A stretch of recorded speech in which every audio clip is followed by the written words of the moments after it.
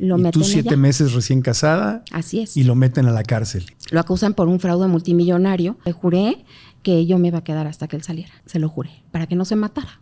Si tú eras esposa o familiar del sentenciado, tú te podías ir a vivir a la cárcel, al pueblito. Sí, sí podías. Era peligrosísimo vivir allá adentro. Como por 100 pesos actuales te podían mandar picar. ¿Qué era? ¿Estabas enamoradísima o qué era?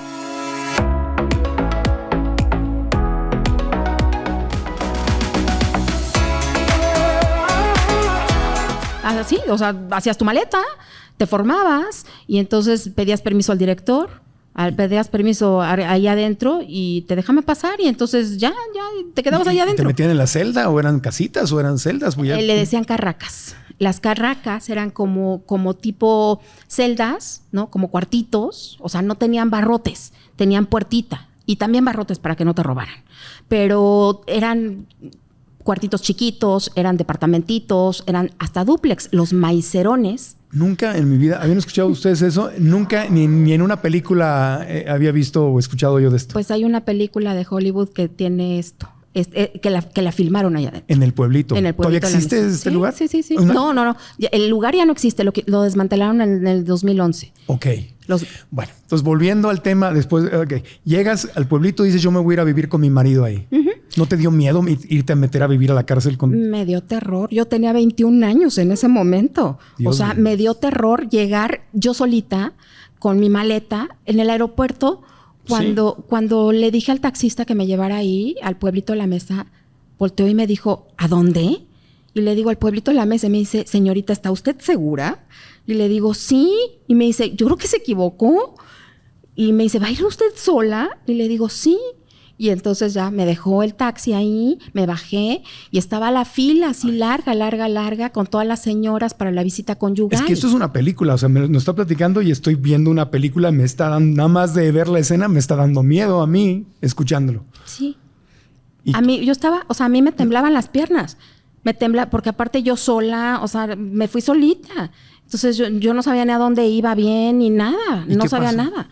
¿Llegaste y qué pasó allá adentro? Pues la revisión, ¿no? Primero te digo que me formé y la revisión, que fue lo primero que fue muy fuerte para mí, ¿no? Cómo revisan a las mujeres, porque te revisan en todas partes por si no traes drogas. Entonces, pues la revisión y todo, y luego ya que pasé la revisión de todas las cosas, pues tuve que ir a la oficina del director y entonces ya el director me dio el pase para que yo pudiera tener acceso a donde estaban los reos. Entonces ¿Y tú ibas a poder entrar y salir de ahí, supongo? Sí, pero ¿qué crees? Le juré. ¿Le qué? Le juré yo a él, a César. ¿A tu esposo? Ajá, al que era mi esposo. Le juré que yo me iba a quedar hasta que él saliera. Se lo juré, para que no se matara. O sea, él te dijo que se iba a matar si tú no te quedabas a vivir con él en la cárcel. Así es. Entonces yo le juré que yo no me iba a salir de ahí. Entonces yo fui con todas mis cosas preparadas, digo, una maleta, porque no podía llevar más de una maleta, pero yo fui con una maleta preparada para quedarme ahí y pues... ¿Tus papás sabían eso? ¿La familia sabía lo que estabas haciendo? Se enteraron ya que estaba yo allá, porque pues me salí, por supuesto que mis papás no estaban de acuerdo, me salí, yo compré el boleto y yo me salí porque yo sabía que no me iban a dejar, yo lo sabía, ¿no? Entonces ya les avisé cuando ya no podían hacer nada. Sí. Ya no podían hacer nada y yo ya estaba allá. ¿Y cómo fue la vida ahí ¿Cuántos años te ibas a quedar ahí? Los que fueran necesarios. Afortunadamente nada más fueron 9 meses. Pero en ese momento no sabías. Yo no sabía. Entonces llegas, entras, le juras que te vas a quedar, estás en la cárcel ¿y qué pasa? Pues la vida es muy complicada allá adentro, ¿no? O sea, mi papá nos compró una carraca para que pudiéramos tener en dónde vivir. Porque si no tienes dinero... En ese momento tú comprabas las carracas y te daban hasta título de propiedad. Imagínate, o sea, los maicerones, en serio, o sea, los narcotraficantes te daban el título de propiedad de tu carraca. O sea, dentro de la cárcel te vendían una propiedad. Sí, para poder tener un techo. Entonces, si tú tenías dinero, podías comprar una carraca, pero depende, como aquí, depende para lo que te alcanzara, ¿no? Chiquita, así chiquititita o muy grande. Había hasta dúplex. Había carracas hasta dúplex, pero no te vayas a imaginar así como que... ¿Quién las vendía? Los maicerones que le decían hacia los narcotraficantes. ¿Que vivían allá adentro también? Sí, y ellos entraban y salían. Tenían su vida adentro y su vida afuera. Oh. Eso es una película. Sí, es una película. Esto es una serie, sí. La puedo ver en Prime, en Netflix. O sea, viviste una película y no muy agradable. Bueno, ¿y qué pasó? Entonces, ¿compraron una carraca? Sí.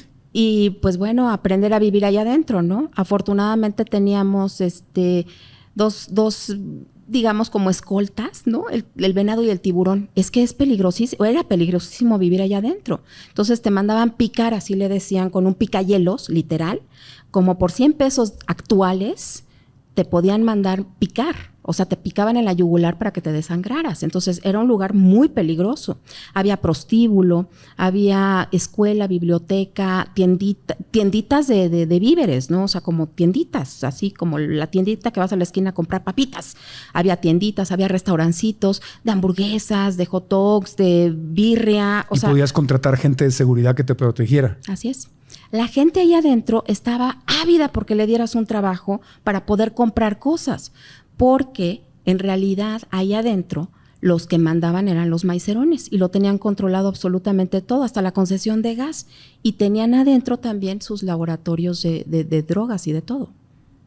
Entonces, por eso estaban allá adentro. Cuando felices. viste todo eso, dijiste, ¿qué hago aquí? Me arrepiento y me voy y me salgo corriendo de aquí. No. Esa versión de Loreta no. O sea, esa versión de Loreta decía en las buenas, en las duras y en las maduras también, en las que sean, pero aquí contigo. ¿Qué era? ¿Estabas enamoradísima o qué era? ¿Qué era lo que...? Yo creía que estaba enamorada. Hoy sé que no.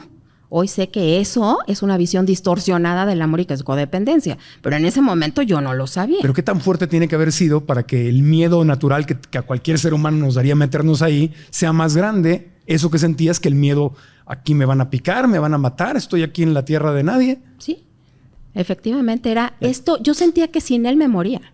Entonces, literal. Tú te le entregaste en cuerpo y alma incondicionalmente a este hombre, te acompaño en la cárcel, en este infierno, aquí me quedo contigo. Sí, el tiempo que sea necesario. ¿Y qué pasó?